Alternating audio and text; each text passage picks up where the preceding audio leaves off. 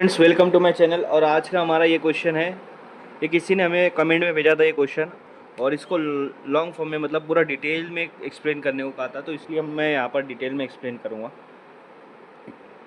क्या क्वेश्चन है देखो, if x³+1/x³ is equal to 110, find x+1/x। इसको सॉल्व करने के लिए सबसे पहले हम लोग को एक फार्मूला चाहिए a³ + b³ का, और वो फार्मूला है a + b bracket a² - ab + b²। ये फार्मूला है इसका। तो हमारा क्वेश्चन क्या है, x³+1/x³ is equal to 110, a³ + b³। तो a हमारा यहाँ बन जाएगा x और b हमारा बन जाएगा 1/x क्वेश्चन के हिसाब से।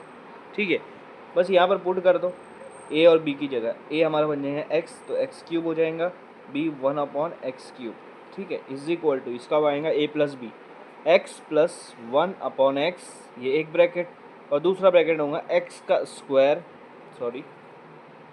x² माइनस ए बी, मतलब x multiply 1/x plus 1/x²। तो 1 का स्क्वायर तो 1 होता है, इसलिए मैं सिर्फ x के ऊपर स्क्वायर लगा रहा हूँ।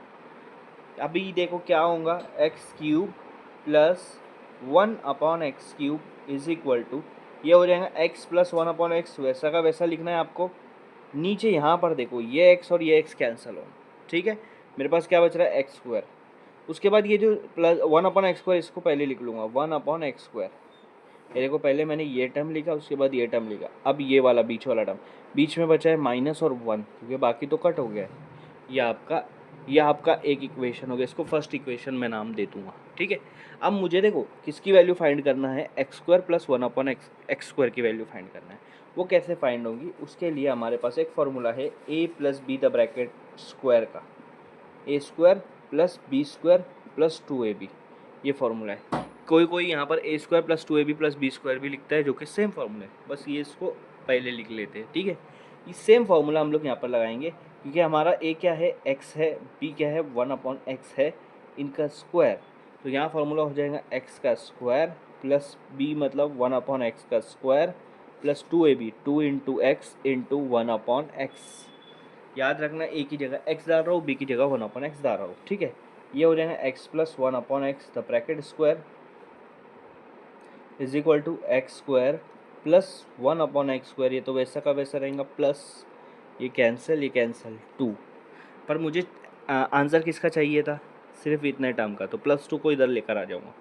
ये हो जाएगा x + 1/x का ब्रैकेट स्क्वायर, +2 इधर आके -2 हो जाएगा, is equal to x² + 1/x²। ठीक है, तो मुझे क्या मिला कि x² + 1/x² की वैल्यू क्या है, ये है। ठीक है, मैं यहाँ पे क्या करूँगा, put x + 1/x is equal to y, इसको y मान लूँगा। क्या मान लूँगा, y मान लूँगा। ठीक है, अगर मैं x + 1/x को y मान लेता हूँ, तो फिर मेरा आंसर क्या आएगा वो हमको देखना है। ठीक है, अभी यहाँ पर x + 1/x की जगह पे y लिख दूंगा, तो ये y के ऊपर स्क्वायर आ जा रहा है, y² - 2 is equal to x² + 1/x²।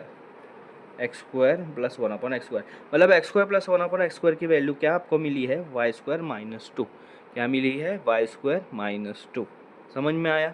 हाँ, तो मुझे x + 1/x की वैल्यू y है, x² + 1/x² की वैल्यू क्या है, y² - 2। समझ में आया? ठीक है, अब इसको मैं थोड़ा रफ कर देता हूँ, ताकि आगे का मैं बता दूँ। यहाँ से इतना रफ कर दूँगा, क्यों रफ किया मैं आपको बताता हूँ। सॉरी, ये भी रफ हो गया है, इसकी वैल्यू लिख देते हैं हम लोग। इसकी वैल्यू अच्छे से लिख देता हूँ मैं साइड में, x + 1/x की वैल्यू है y, और x² + 1/x² की वैल्यू है y² - 2। ये दोनों हमको यहाँ पुट करना है पहली इक्वेशन में। तो पहली इक्वेशन क्या है मेरा, x³ + 1/x³, इसको वैसा का वैसा रहने दो, इज इक्वल टू, क्या लिखा है ये, x + 1/x। उसकी वैल्यू क्या ली है मैंने, y, तो उसकी जगह मैं लिख दूंगा y। सेकेंड ब्रैकेट में क्या लिखा है, x² + 1/x²। सिर्फ ये देखो, इतने की वैल्यू क्या है, y² - 2, तो वहाँ लिख दूंगा y² - 2। बाकी बच रहा है -1, उसको यहाँ पर लिख दो। आया समझ में? समझ में आया? इसको रफ कर दो। ठीक है, अब मुझे बताओ x³ + 1/x³ की वैल्यू क्या है, 110, तो इसकी जगह लिख देंगे 110। ये y बचा है, ब्रैकेट में y² -2 - 1 कितना हो जाएगा, -3। ठीक है, 110 इज इक्वल टू वाई को मल्टीप्लाई करो वाई स्क्वायर से तो हो जाएगा वाई क्यूब, फिर इसी वाई को 3 से मल्टीप्लाई करो तो हो जाएगा 3y माइनस में। तो आपका आंसर क्या रहा, y cube minus 3y is equal to 110। मैं इसको इस तरह लिख लेता हूँ, y cube minus 3y is equal to 110। अब y की वैल्यू क्या आएंगी, ध्यान में रखो y की वैल्यू क्या आएंगी। अभी मेरे को एक चीज़ बताओ, ये जो भी इसको मैं पहले लिख लेता हूँ वाई क्यूब माइनस 3y। 110 को अगर मैं इधर लाऊंगा लेफ्ट साइड में तो 110 माइनस में हो जाएगा इक्वल टू 0। अब मुझे बताओ, ये जो भी आंसर आ रहा है वाई क्यूब में से ये दोनों को माइनस करना है, मतलब वाई क्यूब का आपका आंसर और उसके वैल्यू 0 आना चाहिए। वाई क्यूब में से 3y को माइनस करना है और 110 को माइनस करना है ताकि उसकी वैल्यू 0 आएंगी।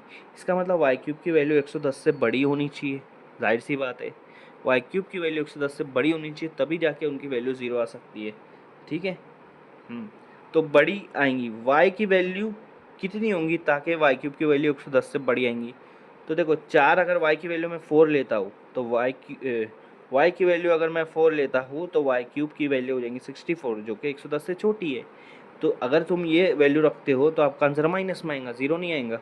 इसीलिए अगर मैं y की वैल्यू 5 रखता हूँ तो वाई क्यूब की वैल्यू आएंगी 125 जो कि 110 से बड़ी है। तो ये रख के हमको ट्राई करके देखना चाहिए। अगर मैं y की वैल्यू 5 रखता हूँ तो y की वैल्यू की जगह पे 5 क्यूब माइनस 3, वाई की जगह पे 5 माइनस 110 इक्वल टू 0। 5 का क्यूब होगा 125, ठीक है। 5 3 ज़ा 15 माइनस 110। देखो 125 में से 15 गया तो कितना बचेगा, 110 माइनस 110 इक्वल टू 0। इसका मतलब ये हमारी इक्वेशन क्या आ रही, करेक्ट आ रही है। अगर मैं y की जगह पे 5 रख रहा हूँ तो मुझे आंसर 0 ही मिल रहा है जो कि हमारी इक्वेशन करेक्ट आ रही है। इसका मतलब y की वैल्यू क्या है, y की वैल्यू है 5। इसका मतलब इस इक्वेशन से पता चल रहा है कि y की वैल्यू क्या आएंगी, y की वैल्यू आएंगी 5, y की वैल्यू क्या आएंगी 5, ठीक है। अब मुझे बताओ पीछे जाके देखो y किसको माना था हमने, y माना था x+1/x को। हमने माना था कि x+1/x क्या है, y है और y की वैल्यू क्या है 5। अगर y की वैल्यू 5 है मतलब x+1/x की वैल्यू भी क्या रहेंगी 5 रहेंगी क्योंकि वही y था। तो यहाँ पर x+1/x की वैल्यू फाइंड आउट हो गई है।